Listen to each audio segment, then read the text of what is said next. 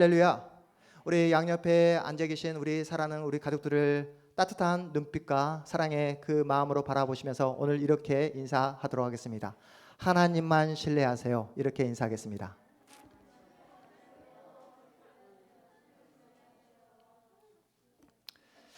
네. 오늘 말씀의 제목이 어떻게 됩니까? 울면서도 하나님 신뢰하기. 울면서도 하나님 신뢰하기.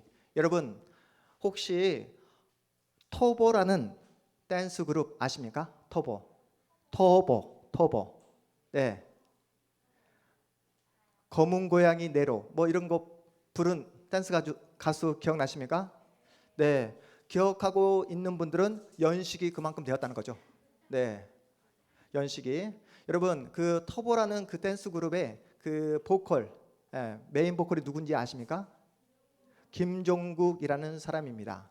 네, 앞에서 설교하고 있는 김요섭 목사는 정반대의 몸매를 가지고 있는, 온몸이 근육질인 그 김종국이라는 사람이 바로 메인 보컬입니다.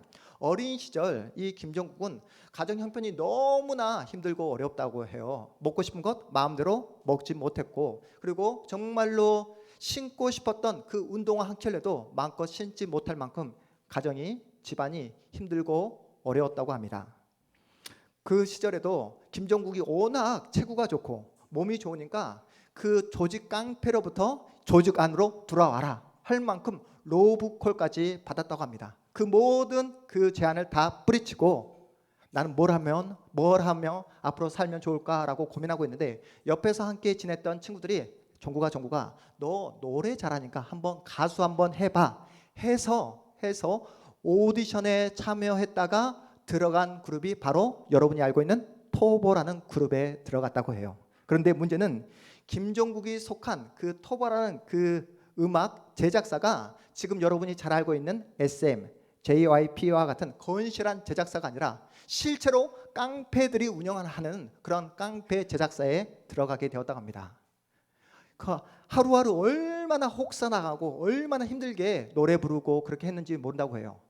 하루 스케줄이 17번이나 했던 그런 시간도 있었다고 합니다. 하루에 국내선을 5번 비행기를 탔던 그런 시간도 있었다고 해요. 그래서 그럼에도 불구하고 돈을 받지 못하고 싫은 티를 조금이라도 내면 지하실로 끌려가서 정말로 깡패 조직으로부터 야구 방망이로 구타를 당하기까지 했다고 합니다. 그때 당한 구타로 인해서 허리까지 심하게 다쳤다는 그런 이야기를 제가 듣게 되었습니다.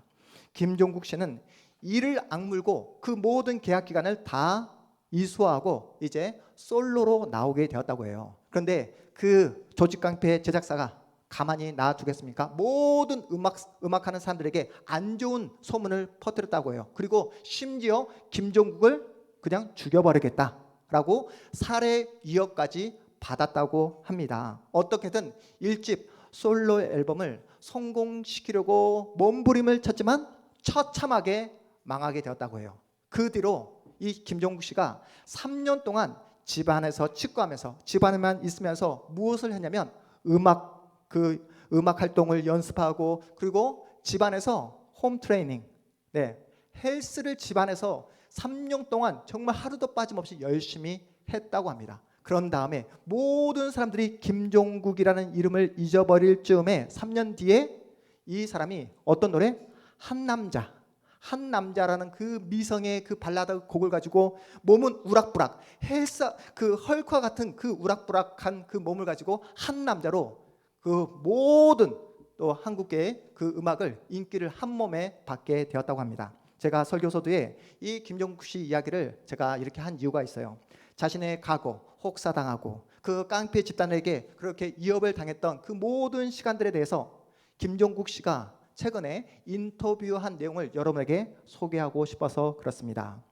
김종국 씨 이야기예요. 터보 활동을 할 때 고통받고 힘들었던 것은 사실이지만 사실 그때가 있었기에 김종국이라는 자신의 이름을 세상에 알릴 수 있었더라고. 그리고 그 힘든 시간이 있었지만 그 어렵고 힘든 제작사 덕분에 모든 팬들이 알고 있는 자신의 인기곡을 낼 수 있었노라고. 그러면서 심지어 이런 말까지 합니다.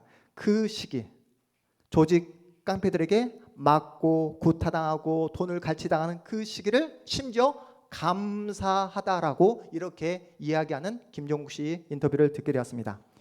그분이 이런 말을 해요. 정말 불행한 일을 겪고도 그 안을 잘 들여다보면 분명히 긍정적인 면이 있을 것입니다. 그것을 찾는 능력을 키우는 게 인생에 엄청난 도움이 됩니다라는 인터뷰 내용이었어요.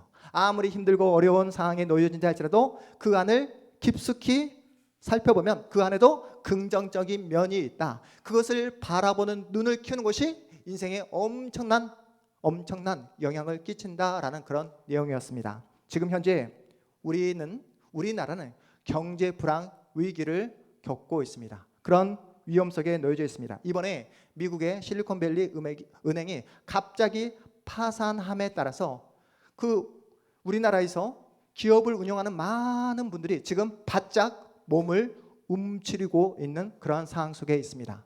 실리콘밸리 그 은행이 부실 은행이 아니래요. 그럼에도 불구하고 3일 만에 그 은행이 와르르 무너지게 되었습니다. 우리 오늘 아침에도 우리 김충환 집사님과 잠시 이야기를 나누게 되었는데 갑자기 오늘 아침에 출근을 했는데 어떤 그 동료, 그 옆에 있는 직장 동료는 그 공고사직 이렇게 문구가 책상 위에 올려질 정도로 갑자기 그 기업을 사장님이 운영할 수 없다라고 판단하고 하루아침에 직원들을 그렇게 길거리로 내모는 그런 상황까지 이르게 되었다고 합니다. 여러분, 우리의 앞날, 지금은 우리가 편안하게 우리가 생활하고 우리가 직업 활동하고 경제 활동을 하고 있지만 어느 날 우리의 삶도 이렇게 하루아침에 3일 만에 와르르 무너질 수 있는 그런 위기 상황에 우리가 놓여져 있다는 사실입니다. 예수를 믿는다 해서 우리가 경제 위기를 벗어날 수 없습니다. 고난과 고통을 신자인 우리만 비껴갈 수 없다라는 거예요. 이 내용이 너무나 중요한데요. 우리가 고난과 고통을 피할 수 없을 뿐만 아니라 그 고난이 여러분을 어제와 동일한 모습으로 결코 내버려 두지 않는다는 거예요. 무슨 말인지 이해하십니까? 우리 김종국 씨 이야기를 제가 들었잖아요. 고난과 고통을 우리가 맞게 되면 그 사람은 그 고난을 통해서 더 좋은 사람이 되든지 아니면 더 나쁜 사람이 되든지 그 고통을 통과하면서 어떤 사람은 다른 사람들에게 더욱더 긍휼과 사랑을 베푸는 사람이 되든지 아니면 다른 사람을 냉소적으로 또한 적대시하는 그런 사람으로 변화되는지 또한 이 고난과 고통의 그 터널을 통과하면서 어떤 사람은 하나님을 더 많이 의지하는 하나님의 사람으로 변화되든지 아니면 하나님을 의심하고 하나님을 부정하면서 하나님을 떠나버리는 그런 사람이 있다라는 사실입니다. 여러분은 고난을 통과하면서 고난은 어떤 사람은 더 좋은 쪽으로 어떤 사람은 더 나쁜 쪽으로 이렇게 사람을 변화시킨다는 거예요. 결코 어제와 동일한 모습 그대로 그 사람을 내버려 두지 않는다는 사실입니다. 지금 우리 모두는 안개와 같은 종국을 우리가 살아가고 있습니다. 경제뿐만이 아니에요. 사회 전반에 어둠이 깔려져 있습니다. 이런 상황 속에서 여러분은 하루하루를 어떻게 살아가고 계십니까? 걱정과 불안과 그런 염려 속에 휩싸여서 그렇게 살아가고 계십니까? 아니면 이 모든 답답하고 힘든 상황 속에서도 하나님을 바라보며 의지하며 신뢰하며 하나님의 은혜 가운데 거하며 살아가고 계십니까? 우리 지난주 우리 말씀 기억하고 계시죠? 과거에 우리를 지켜주신 하나님 어떤 하나님?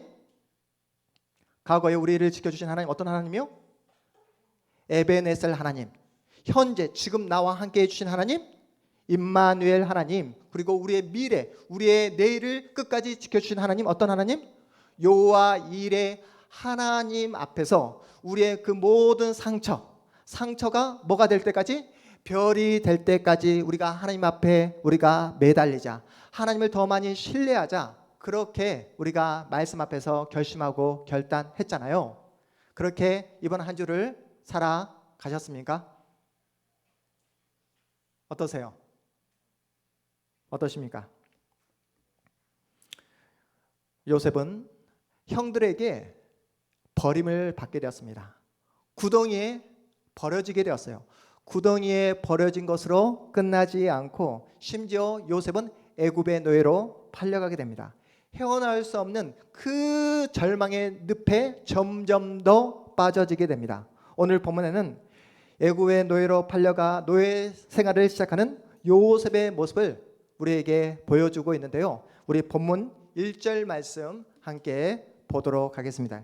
본문 1절입니다. 함께 읽습니다. 시작.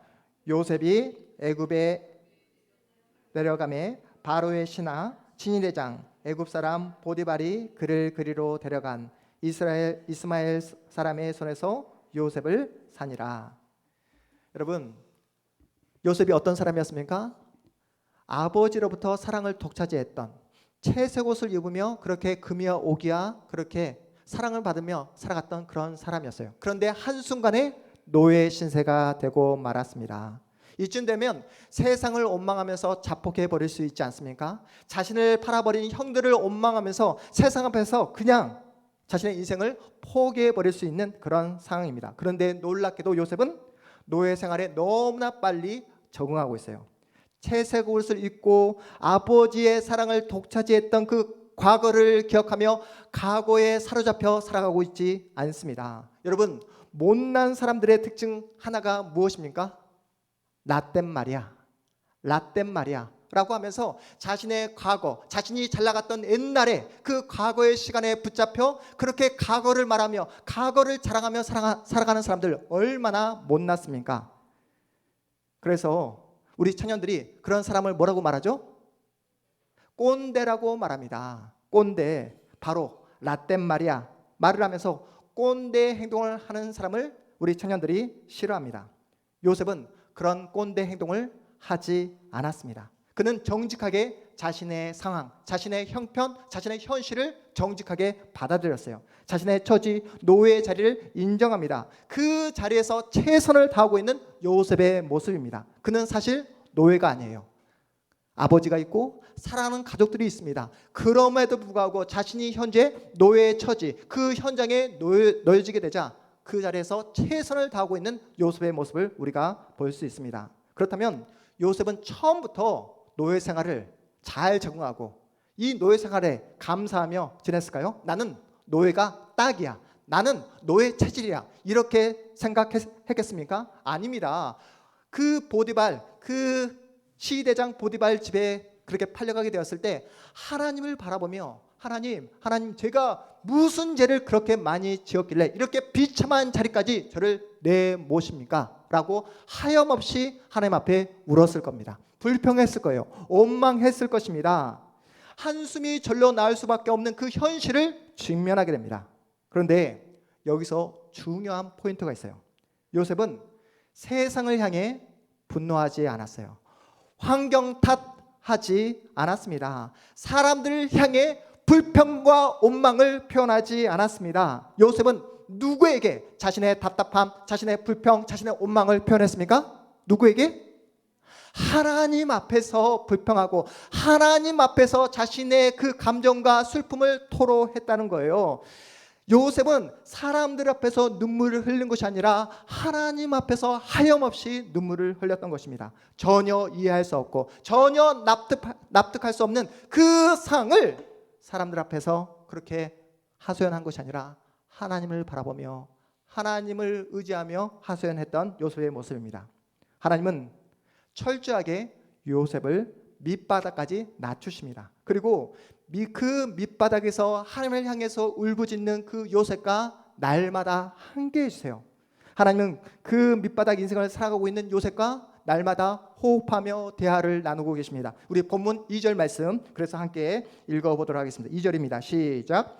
여호와께서 요셉과 함께 하심으로 그가 형통한 자가 되어 그의 주인 애굽 사람의 집에 있으니 한 번도 노예로 살아본 적이 없던 요셉은 주인이 보든 주인이 보지 않든 충성스러운 종의 역할을 감당합니다.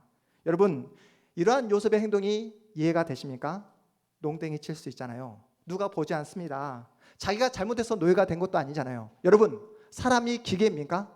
기계냐고요. 쉴 때도 있고 그리고 틈이 나면 또한 딴짓도 할 수 있습니다. 그런데 요셉은 누가 보든 보지 않던 정말로 하나님 앞에서 신실하게 그렇게 삶을 살아갔던 것입니다.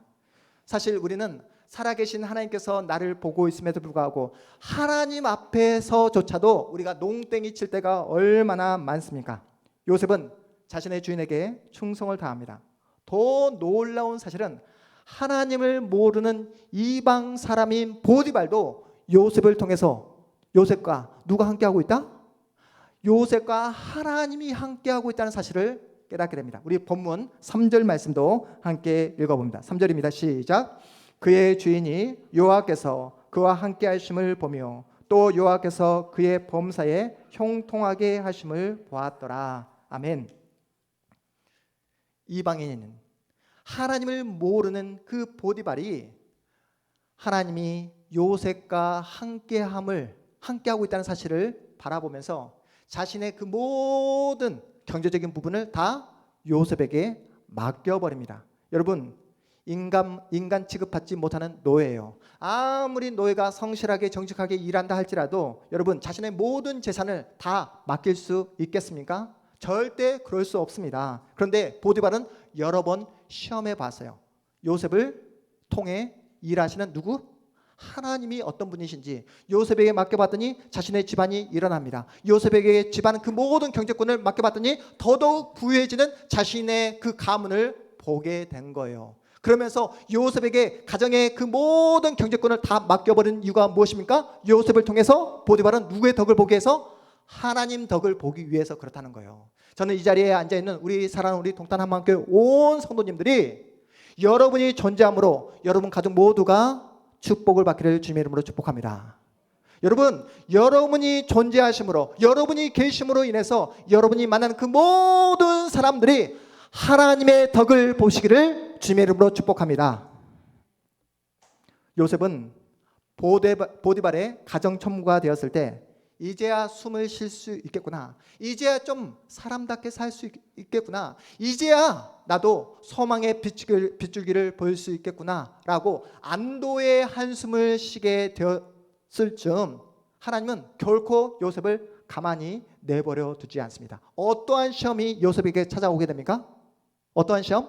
오늘 본문에 보니까 보디발의 아내가 요셉에게 성적인 유혹을 하게 됩니다. 우리 본문 7절 말씀 함께 읽어보겠습니다. 7절입니다. 시작.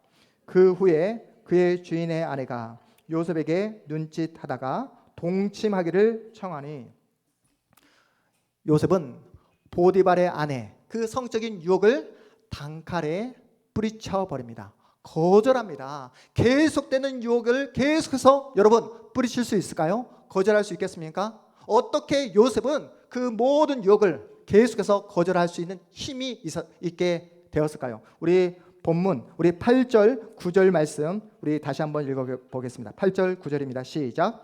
요셉이 거절하며 자기 주인의 아내에게 이르되 내 주인이 집안의 모든 소유를 간섭하지 아니하고 다 내 손에 위탁하였으니 이 집에는 나보다 큰 이가 없으며 주인이 아무것도 내게 금하지 아니하였어도 금한 것은 당신뿐이니 당신은 그의 아내임이라. 그런즉 내가 어찌 이 큰 악을 행하여 하나님께 죄를 지으리까. 아멘. 계속되는 유혹 앞에서 요셉이 그 유혹을 이길 수 있었던 그 힘이 무엇이라고요? 그 힘이 무엇이었습니까? 바로 하나님과의 관계 때문에 그렇다는 거예요. 하나님과의 관계를 기억했기 때문에 요셉은 그 모든 유혹을 뿌리치고 이길 수 있었습니다. 요셉은 매일매일 하나님을 만났고 하나님의 말씀을 마음에 품고 살았기에 그 모든 유혹들을 다 이겨낼 수 있었다는 거예요. 지금 아무도 보지 않는다 할지라도 살아계신 하나님께서, 전능하신 하나님께서 저 하늘 위에서 자신의 그 모든 것들을 불꽃 같은 눈동자로 다 보고 있다는 사실을 알고 있었기에 요셉이 어떻게 고백합니까? 어찌 이 큰 악을 행하여 하나님께 죄를 범하리까? 어찌 하나님 앞에서 제가 죄를 범할 수 있겠습니까? 라고 하면서 그 모든 유혹을 뿌리치고 도망가 버립니다. 여러분, 요셉은 보디발의 아내의 유혹을 뿌리쳤지만 믿음을 지켜낸 결과가 무엇이었죠? 어떻게 됩니까? 믿음을 지켜냈으면 보상을 받고 더 큰 하나님의 영광을 받아야 마땅하잖아요. 그런데 그 믿음을 지켰다는 이유만으로 억울하게 감옥에 갇히게 됩니다. 성폭행범이라는 그 누명을 쓰고 차디찬 감옥에 갇히게 됩니다. 착고에 두 발이 묶여 있어요. 온몸이 쇠사슬에 묶여져 있습니다. 전혀 납득되지 않은 상황 속에서 요셉은 하염없이 눈물을 흘리고 있습니다. 억울합니다. 전혀 소망이 보이지 않는 그러한 현실, 오늘을 살아내고 있는 요셉의 모습입니다. 오늘 이 말씀을 준비하는데 제가 우리 동탄 한마음교회를 세웠던 그 초창기 시절이 기억이 나더라고요. 머릿속에 떠오르게 되었습니다. 이 교회를 세워가면서 어떤 일이 있었냐면 우리 교회 세워가면서 코로나도 있었을 뿐만 아니라 그때 그 시절 교회 초창기 시절에 제 아내가 119 구급차를 탔던 그런 시간들이 있었습니다. 튼튼했던 건강했던 아내가 어느 날 밤에 허리가 너무나 아프다는 거예요. 허리 통증 때문에 잠을 잘 수 없다라고 해서 제가 잠을 이루지 못하고 온찜질, 냉찜질 해가면서 열심으로 아내를 간호했습니다. 새벽녘이 됐는데도 불구하고 아내의 통증이 가시지 않는다는 거예요. 이제는 아내가 이렇게 이야기합니다. 숨을 쉴 수 없을 것 같다고, 죽을 것만 같다고 해서 119에 연락을 해서 분당 서울대병원 응급실에 가게 되었습니다. 가서 CT 촬영하고 피검사를 하면서 제가 하나님 앞에 얼마나 많이 하소연했는지 모릅니다. 하소연인지 아니면 하나님을 향해서 정말로 따지고 제 마음 가운데 있는 그 하나님을 향한 그 이루 말할 수 없는 그 아픔을 하나님께 토로했는지 모릅니다. 하나님, 이게 무슨 일입니까? 하나님께서 교회를 세우라 해서 이 힘들게 교회를 세워가고 있는데 아내가 아픕니다. 아내를 살려주십시오.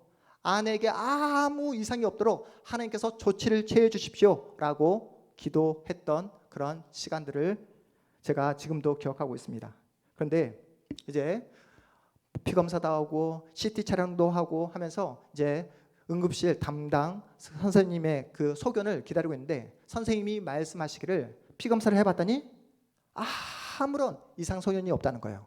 CT 촬영을 했는데 허리에 전혀 디스크 증상도 전혀 보이지 않는다는 이야기를 듣게 되었습니다. 그러면서 하시는 말씀이 지금도 의학적으로 설명할 수 없는 그런 일들이 비일비재하다고, 지금도 살다 보면 이유 없이 이렇게 아플 수 있는 그런 시간들이 주어진다고 하는 그 선생님의 이야기를 지금도 똑똑히 제가 기억하고 있습니다.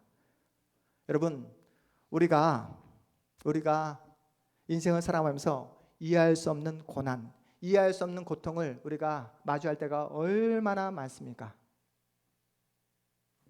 정말로 설명할 수 없는, 납득되지 않는 그런 상황 속에 우리가 내몰릴 때가 너무나 많더라는 거예요. 여러분, 세상에 얼마나 많은 종교가 있습니까? 불교, 힌두교, 이슬람교 등 다양한 종교가 있잖아요. 그런데 여러분 아십니까? 전능하신 하나님이, 정말 모든 것을 하실 수 있는 그 하나님께서 고난받기 위해 이 땅에 내려오셨다라고 말씀하고 있는 종교는 기독교밖에 없습니다. 하나님이신 그 메시아가, 구원자가 고난받기 위해서, 인간을 위해서 십자가를 짊어지기 위해 이 땅에 내려오신 그 종교는 우리가 믿고 있는 기독교밖에 없습니다. 실제로 하나님이신 예수님은 이 땅에 가장 연약한 아기 예수의 모습으로 오십니다. 우리가 경험할 수 있는 그 모든 인간의 밑바닥 인생을 다 경험하게 되세요. 가난한 목수의 아들로 살아가십니다. 우리가 경험하는 배고픔, 아픔, 조롱과 비웃음과 그 모든 고난의 시간들을 다 통과하셨습니다. 심지어 사랑했던 제자들에게까지 배신을 당하십니다. 인간이 경험할 수 있는 그 모든 밑바닥 인생을 다 통과하신 후에 우리 예수님 어떻게 하십니까? 십자가에 처참하게 못 박혀 돌아가십니다. 무슨 뜻입니까? 예수님은 우리가 살아가면서 우리가 겪고 우리가 경험할 수 있는 그 모든 밑바닥 인생을 다 경험하셨다는 거예요. 설마 예수님은 나의 이러한 외로움, 이러한 서러움, 이러한 정말 이루 말할 수 없는 안타까움은 이해하시지 못할 거야 라는 그 자리까지 우리 예수님은 찾아와 주심으로 우리를 안아주시고 우리를 품어주시고 우리를 이해해 주시는 분이 우리를 위해 십자가 지신 우리 예수님인 줄 믿으시기 바랍니다. 저는 제가 과거에 당했던 고난이 무슨 일 때문에 그런 고난을 당했는지 지금도 이해되지 않는 고난들이 많습니다. 이 자리에도 우리 성도들 가운데 목사님, 저는 이런 고난이 저에게 왜 왔는지 잘 모르겠습니다. 이러한 힘들고 어려운 상황들이 저에게 왜 찾아왔는지 저는 이해할 수 없습니다. 목사님, 왜 저에게 이러한 힘듦과 이러한 고난이 찾아왔는지 저에게 설명해 주십시오 라고 저에게 그렇게 부탁하고 계시는 우리 성도님이 계시다면 저는 정직하게 이렇게 말씀드릴 수밖에 없습니다. 저도 알 수 없습니다. 저도 모릅니다. 하지만 분명한 사실이 있어요. 신자인 우리가 고난과 고통을 받는 이유는 하나님께서 우리를 미워하고 하나님께서 우리를 버렸기 때문에 우리가 고난과 고통의 한가운데를 지나가고 있는 것이 아니라는 것입니다. 여러분 분명히 기억하시기 바랍니다. 하나님은 저와 여러분을 사랑하고 있는 줄 믿으시기 바랍니다. 하나님은 당신의 아들 예수 그리스도를 우리에게 주시기까지 우리 한 사람 한 사람을 뜨겁게 사랑하고 있는 줄 믿으시기 바랍니다. 요셉은 이해할 수 없는 고난 앞에서 어떠한 반응을 보였습니까? 요셉은 설명할 수 없는 고통 앞에서 어떠한 반응을 보였습니까? 하나님 앞에서 하염없이 울었습니다. 여러분 아프십니까? 여러분 힘드십니까? 그렇다면 하나님 앞에 우시기 바랍니다. 여러분의 감정을 감추지 마시고 하나님 앞에서 정직하게 여러분의 감정을 토로하시기 바랍니다. 이해할 수 없는 고난과 고통을 만나시거든 이를 악물고 여러분의 감정을 참지 마시고 우십시오. 우는 사람이 억울함이 무엇인지 아는 사람이 어떤 사람일까요? 바로 훌륭한 사람입니다. 어떤 사람이 멋진 사람입니까? 억울함이 무엇인지 그리고 자신의 실력, 자신의 한계를 아는 사람이 멋진 사람입니다. 그런 사람은 자신의 실력을 알기에 억울함이 무엇인지 알기에 다른 사람을 존중합니다. 다른 사람을 배려합니다. 억울함이 무엇인지 알고 있기에 다른 사람의 그 상처와 그 억울함을 볼 수 있는 눈이 생기게 되는 거예요. 그 대표적인 사람이 누굽니까? 바로 예수 그리스도이십니다. 우리는 오늘 사순절을 지내고 있습니다. 십자가를 지기 전 겟세마네 동산에서 예수께서 아버지 하나님 앞에서 했던 기도 내용 여러분 기억하고 계십니까? 하나님 앞에서 우리 예수님 뭐라고 하십니까? 아버지여 이 잔을 내게서 떠나가게 하옵소서. 이렇게 울면서 예언합니다. 이 잔이 무엇을 의미하죠? 바로 십자가를 의미합니다. 여러분 예수님도 고난 앞에서 예수님도 그 고통 앞에서 울면서 하나님께 피하게 해달라고 예언하고 있어요. 예수님의 정직함이 보이십니까? 이 잔 제가 충분히 감당할 수 있습니다. 하나님 저에게 맡겨만 주십시오. 이렇게 자신 있게 말을 한 것이 아니라 이 잔을 저에게 피하게 해주십시오 라고 하면서 하나님 앞에 애원하며 울면서 기도하는 예수님의 정직함을 여러분 보시기 바랍니다. 예수님은 하나님이십니다. 하나님이신 예수님마저도 그 고난 앞에서 이 고난을 피하게 해달라고 그렇게 정직하게 울면서 기도했다고 한다면 우리야 어떻게 기도하는 것이 마땅하겠습니까? 그러나 예수님은 눈물을 흘리는 것으로 정직한 감정을 표현한 것으로 자신의 사명을 끝내지 않으셨습니다. 예수님이 곧이어 뭐라고 말씀하십니까? 내 뜻대로 하지 마옵시고 아버지 뜻대로 하옵소서. 내 뜻대로 하지 마옵시고 아버지 뜻대로 하옵소서. 예수님은 우리에게 균형 있는 신앙의 모습이 어떠한 모습인지를 정확하게 보여주고 계십니다. 첫 번째 무엇입니까? 정직하게 감정에 솔직해지는 거예요. 첫 번째가 뭐라고요? 정직하게 자신의 감정에 솔직해지는 것입니다. 고난 앞에서 우는 거예요. 두 번째 예수님의 보이신 모습이 무엇입니까? 내 뜻대로 하지 마옵시고 아버지 뜻대로 하옵소서. 울면서도 누구를 신뢰하는 모습입니까?